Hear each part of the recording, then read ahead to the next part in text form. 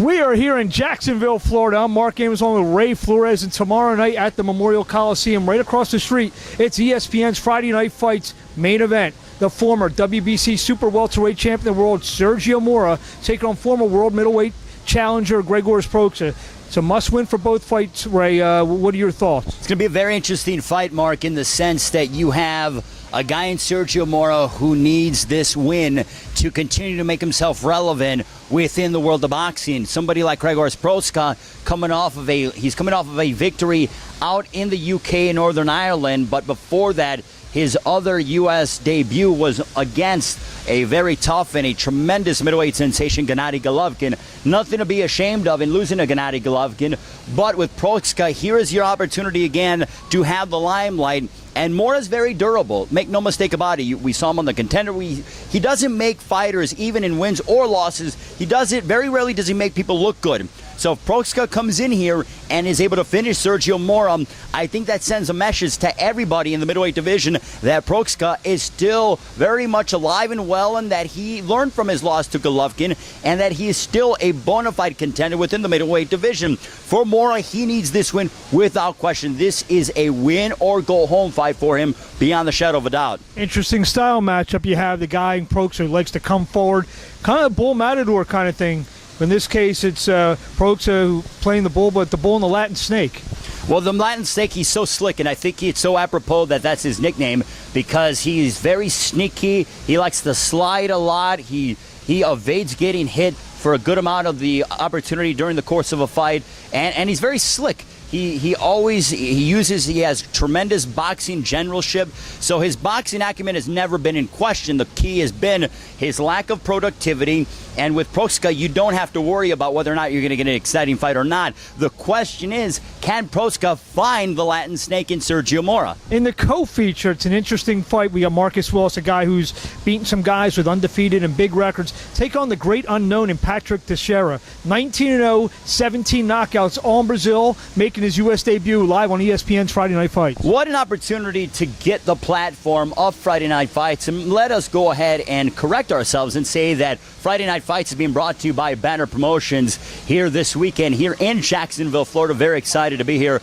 in the Sunshine State, but with a guy like Teixeira, he has 19 wins, as you mentioned so eloquently, 17 wins by way of knockout, taking on somebody like Marcus Willis. Marcus Willis, again, another durable guy. He's beaten some undefeated fighters. Here is the test for Patrick Teixeira. Can he pass it in front of the eyes and the viewers of ESPN Friday Night Fights? If he can knock out Willis tomorrow night, who knows? The future is certainly bright for Teixeira. But if Marcus Willis is able to, again, be the cog in the road for another undefeated fighter, I think it's only a matter of time before Willis gets another high-profile fight. A few more guys, Banner Promotion signees, a guy that we've seen all of his fights so far, Taras Shelastuk.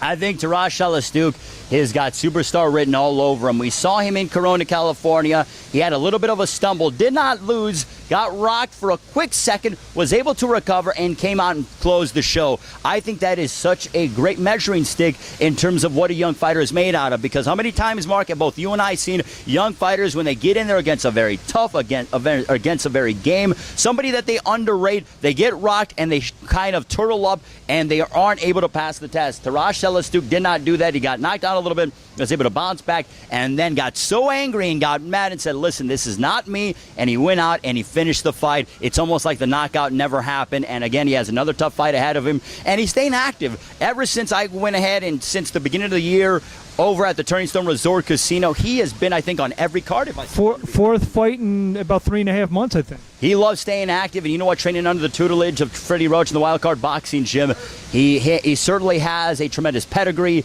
and he wants to continue to make his rise up the ranks. And again, tomorrow night is an opportunity to continue to introduce him to fans all over the country. He's fought a couple times out in New York, fought in California, now he's down in Florida. So, the more fans that Taras Shelastuk, and to be honest with you, he's such an exciting fighter. Anytime you see him fight, Mark, I think you can attest to this, he gets better and better, even though he suffered that little mishap in the last fight. It wasn't a loss. The 2012 Olympic bronze medalist, two more guys making their debuts under the Banner Promotions banner, so to speak.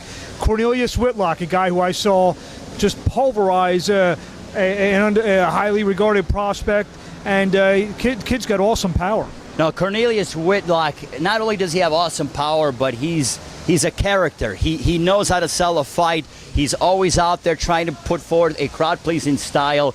And with the way we're looking at boxing now, it really isn't about the undefeated records. That plays somewhat of a role, but if you can go out there and we look back to the Boxing Hall of Fame where some guys were inducted recently over the past 3 weeks. Arturo Thunder Gotti, did he have the best boxing ability? God rest his soul, may he rest in peace. Did he have the best boxing ability in the world? No, but he put forth a crowd-pleasing style, always left his heart inside the ring, and I think already in the infancy of Cornelius Whitlock's career, he leaves everything inside that scored circle.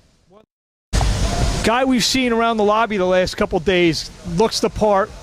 We'll find out if he is the part. When I say that, we talk about a 6'5", 235-pound heavyweight. The man from Iowa, Donovan Dennis, making his debut under the Banner Promotions banner, so to speak. Well, absolutely. So eloquently as you put it, Mark, but Iowa's known for being a breeding ground, for being the center of the wrestling world when it comes to amateurs. But as you mentioned, in terms of, Antoine Eccles, Michael Nunn, and now Donovan Dennis, I think if Donovan Dennis can continue to make his way up the heavyweight ladder, you can arguably say that Iowa now is no longer going to be regarded as just a hub for wrestling, but also can kind of put themselves in the boxing world. And who would have ever thunk it, years ago, that we would be talking about Iowa being a home for tremendous world-class boxers. We hear it about wrestlers, Olympic wrestlers, but lo and behold, we will find out, and Donovan Dennis can be another measuring stick, and if he can continue to rack up some wins and elevate himself into the heavyweight contendership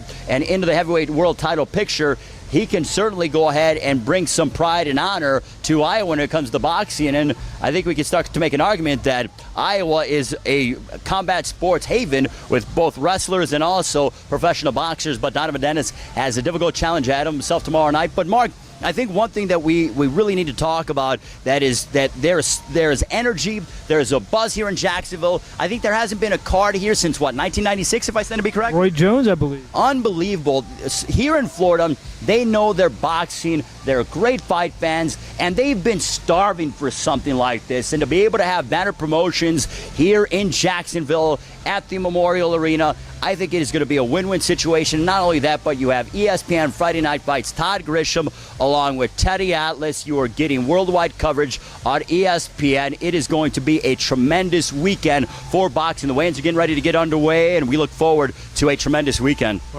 Ray said it great. Tomorrow night, 7 p.m. first bell. ESPN's Friday Night Fights goes on at 9 p.m. Eastern.